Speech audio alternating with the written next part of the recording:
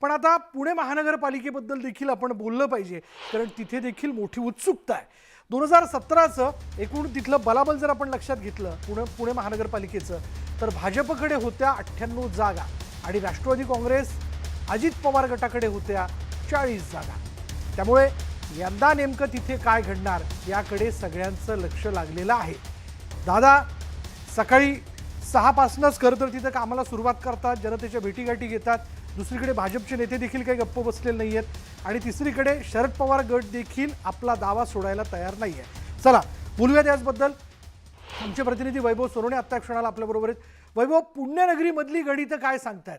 म्हणजे आता भलेही असं म्हणलं जात आहे की महायुती म्हणून आम्ही सोबत आहोत, दुसरीकडे महाआघाडी म्हणून आम्ही सोबत आहोत, पण तिसरीकडे अशी देखील एक चर्चा आहे की ठिकठिकाणी आपलं बलाबल लक्षात घेऊन निर्णय घेतले जातील.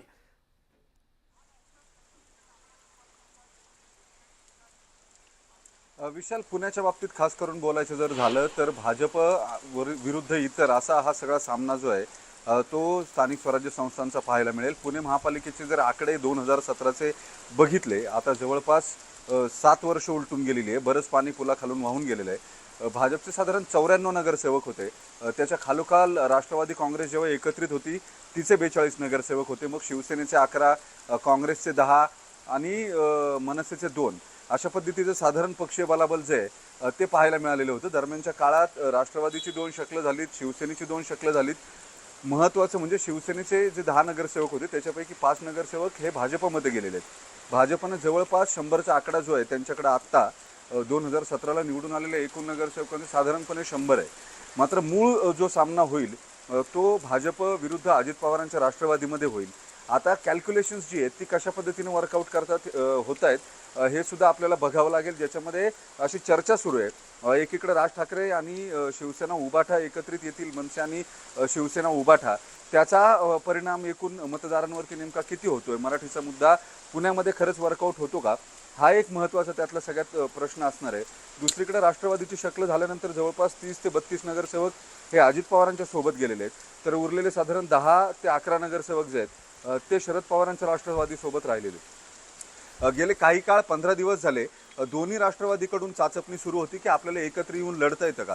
त्यांचे स्थानिक नेते जे यापूर्वी एकत्र होते किंवा सभागृहामध्ये सतत एकत्र बसायचे, त्यांना या सगळ्या गोष्टीची जाणीव आहे. जर भाजपच्या विरोधामध्ये लढायचं असेल तर एकमेकांच्या विरोधामध्ये लढून राष्ट्रवादीची मतं जी आहेत ती खाण्याला काही अर्थ असणार वैभव, नाही. मला हाच मुद्दा जो आहे, राष्ट्रवादी काँग्रेसची 2 शकलं झाली, दादांबरोबर काही नगरसेवक गेले आणि काही शरद पवार गटाबरोबरच आले.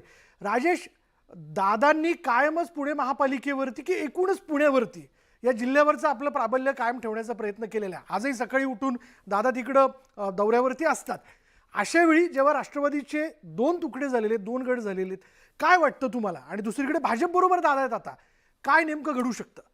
विशाल, अगदी खरं आहे की हे जे 2 उपमुख्यमंत्री आहेत, म्हणजे उपमुख्यमंत्री पार्ट 1 एकनाथ शिंदे, उपमुख्यमंत्री पार्ट 2 अजित पवार, या दोघांचंही जे काही राजकीय अस्तित्व असणार आहे हे त्यांच्या त्यांच्या भागातल्या महानगरपालिकांच्या सत्तेवर आणि ताकदीवर अवलंबून असणार आहे.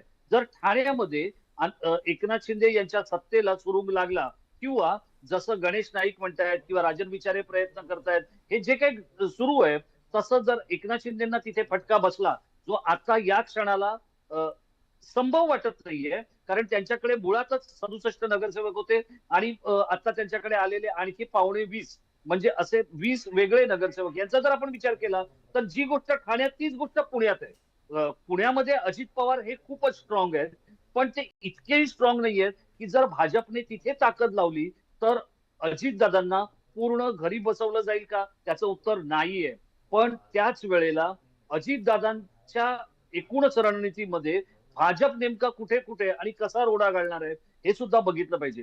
कारण भाजपचा जर आपण विचार केला तर भाजपच्या अंतर्गत ज्या काही लाताळ्या आहेत त्यातून आपल्याच उमेदवारांना पाडण्याचा किंवा आपल्याला डोईजड होणाऱ्या किंवा पुढच्या वेळेला विधानसभेला इच्छुक असणाऱ्या उमेदवारांचा आताच काटा काढण्याचे उद्योग जर पुण्यामध्ये झाले तर मात्र त्या तिथे सत्ता जी काही आहे ती ज्या स्वरूपात आता देवेंद्र फडणवीस स्वप्नरंजन करतायत किंवा ते स्वप्न पाहतायत तितकं काही त्यांना मिळेल असं वाटत नाही. पण तिथे अजित पवार आणि शरद पवार हे दोन्ही गट एकत्र येऊन काही जरी झालं तरी ताटातलं वाटीत आणि वाटीतलं ताटात करण्याचंच स्वारस्य ठेवतील आणि त्याच्यामध्ये पवार कुटुंबीय बाजी मारतील, जेणेकरून सत्तेतला एक महत्वाचा स्टेक, एक महत्वाचा वाटा हा आपल्याकडे राहील, याची बिलकुल. काळजी या वेळेला घेतली जाईल. बरं, वैभवकडे मला जायचंय. वैभव, पवार कुटुंबीय महापालिका निवडणुका म्हणल्या तर ते एकत्र येऊ शकतात का? तसं काही घडू शकतं का? शेवटी आत्तापासूनच वक्तव्य होताना आपण बघतोय की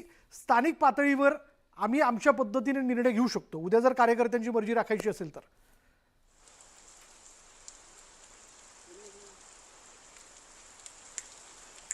वैभव, विशाल, या सगळ्या परिस्थितीमध्ये एक महत्त्वाचा मुद्दा लक्षात घ्यावा लागेल. केवळ भाजपच नाही, पुण्यातल्या महापालिकेमध्ये राष्ट्रवादी हा मोठा स्टेक होल्डर आहे, पाठोपाठ काँग्रेस आहे. शिवसेनेची दोन शक्ल जरी झालेली असली तरी एकनाथ शिंदेंकडे एका नगरसेवकाच्या वरती ताकद नाही आहे. आणि या सगळ्या परिस्थितीमध्ये एक गोष्ट लक्षात घ्यावी लागेल, जर शिवसेना, मनसे आणि राष्ट्रवादीचा एक फॅक्शन जर एकत्र लढला तर ती जी कॅल्क्युलेशन्स असतील किंवा तो जो मतांचा आकडा परिणामकारक ठरेल का, हा एक महत्त्वाचा प्रश्न असणार आहे.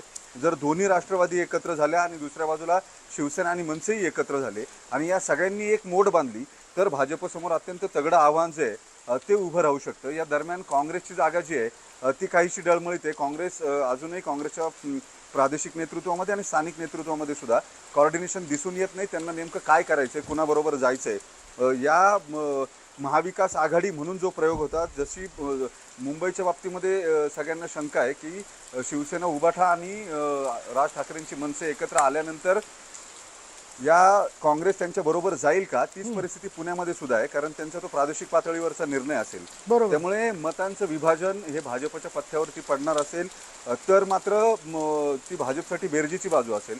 मात्र जर असं झालं, दोन्ही राष्ट्रवादी, शिवसेना आणि मनसे यांचा एकत्रित अलायन्स झाला तर तो नवा पुणे पॅटर्न असू शकतो. यापूर्वी 2009ला या अशाच पद्धतीनं पुणे पॅटर्न जो आहे तो बघायला मिळालेला होता, ज्याच्यामध्ये भाजपचा स्थायी समितीचा अध्यक्ष करण्यात आलेला होता आणि केवळ कलमाडींना बाजूला ठेवायचं म्हणून अजित पवारांनी भाजप आणि शिवसेनेला सोबत घेतलेलं होतं स्टँडिंग बरोबर. कमिटीच्या बाबतीमध्ये. म्हणजे पुण्यनगरीमध्ये कायम निवडणुका म्हणल्या, म्हणजे स्थानिक स्वराज्य संस्थांच्या निवडणुका म्हणल्या की नवीन पॅटर्न जे ते बघायला मिळतात.